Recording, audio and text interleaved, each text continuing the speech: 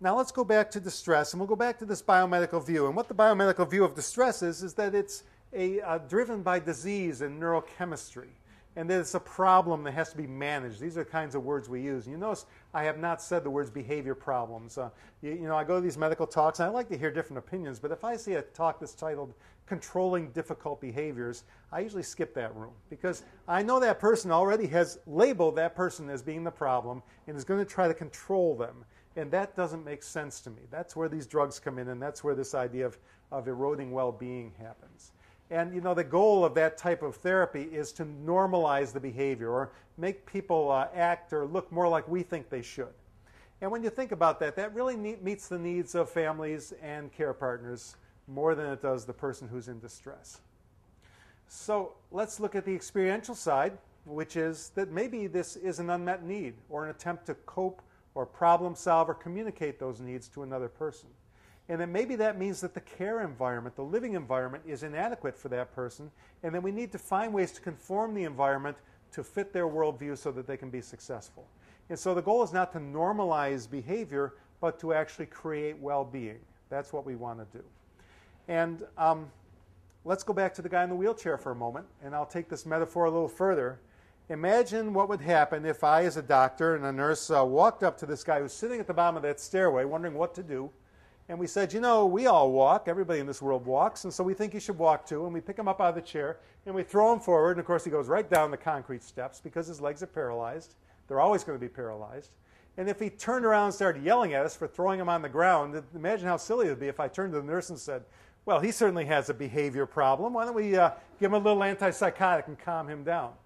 Now, that sounds ridiculous, but we do that every day in all living environments with people with dementia.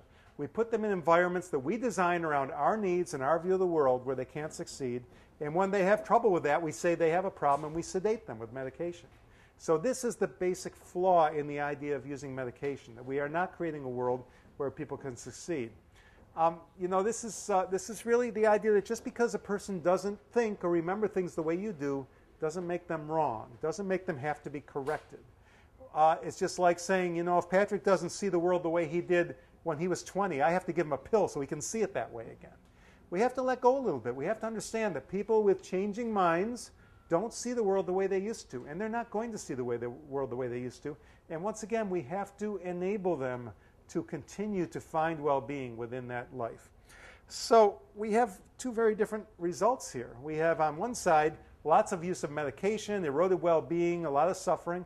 On the other side, you have rare, if any, use of medication, enhanced well-being, and attention to spiritual, emotional, existential needs, as well as medical needs.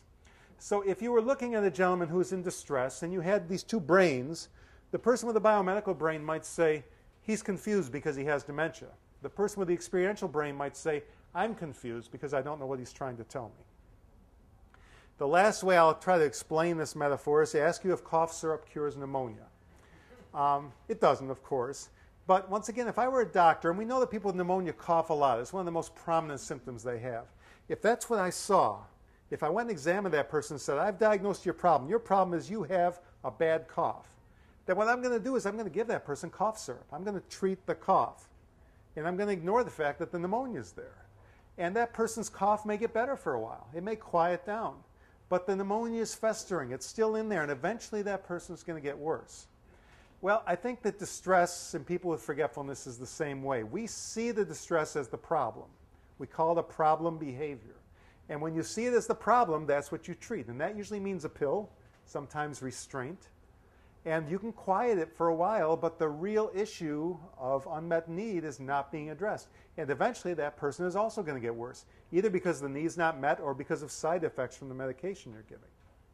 So if our goal when we see distress is not to make the distress go away, what is it? Well, I believe, as I said earlier, that the real goal is to create well-being. That's what we need to do.